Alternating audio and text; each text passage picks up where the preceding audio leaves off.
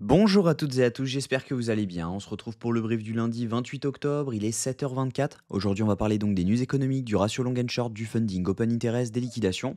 On regardera ce que font les whales en finissant par l'analyse technique de Bitcoin. Mais avant ça, on va regarder donc ce qui s'est passé hier. On a eu le pump que j'attendais, le pump qui est revenu chercher le FVG et l'order block que nous avions. On voit que l'order block, c'est ce que je vous avais dit, hein, on avait un order block juste ici.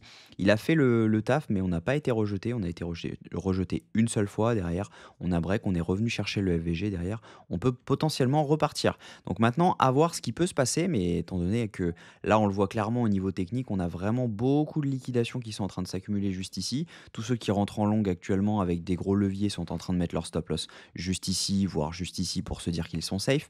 Donc clairement, voilà, on a de fortes chances, à mon avis, d'avoir un retracement à venir sur Bitcoin. Maintenant, la question, c'est est-ce qu'on a besoin d'aller un petit peu plus haut que la zone qu'on avait, étant donné qu'on a quand même un order block à venir chercher dans cette zone-ci, ou est-ce que tout simplement on peut dump directement maintenant derrière en revenant donc chercher un order block en plus low time frame et pour pouvoir dump ensuite.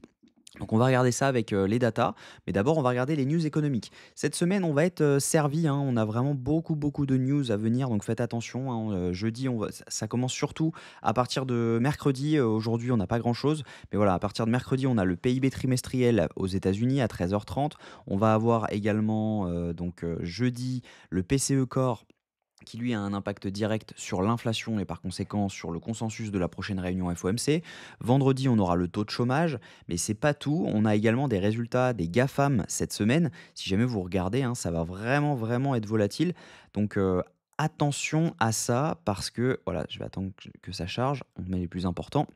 Voilà, on a Google mardi dans la nuit. Donc je ne sais pas si jamais c'est lundi, dans la nuit de lundi à mardi ou si jamais c'est, à la fermeture des marchés mardi. Si jamais il y en a qui peuvent, me dire ça en commentaire parce que ça je n'ai pas l'info.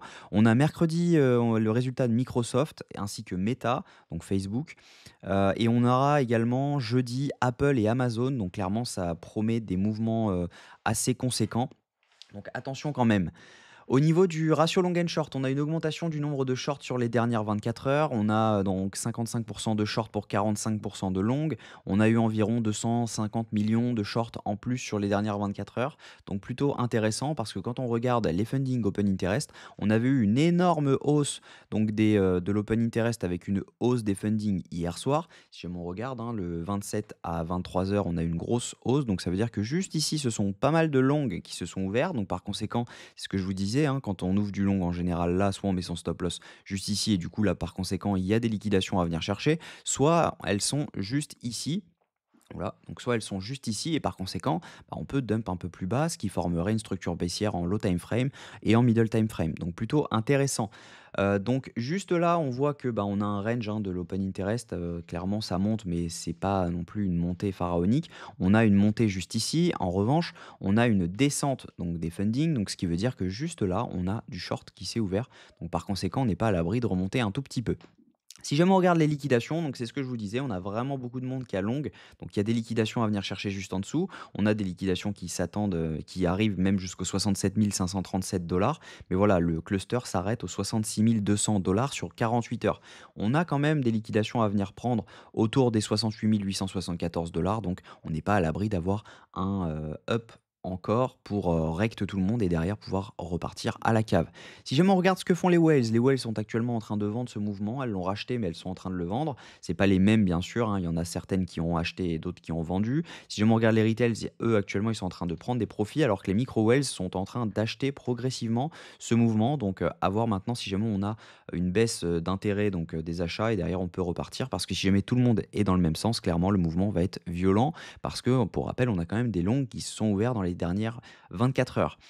Donc techniquement, moi, ce que je pense, c'est que, ces 2 trades sont, plutôt clean. Moi, je hold toujours. J'avais mis, c'est ce que j'avais dit dans le groupe Discord, j'avais mis BE à la base quand on était ici et en fait, j'ai repris une position, lorsque nous étions par là, voilà, aux 67 800, j'ai repris 0,25 de risque.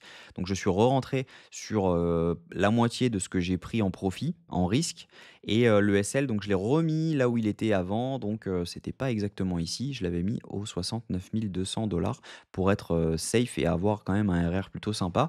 Donc voilà, il était autour d'ici, mais ce que je pense, c'est qu'on est en train d'accumuler énormément de liquidations juste ici, on en accumule également juste ici, donc on n'est pas à l'abri de venir chercher une zone comme ceci.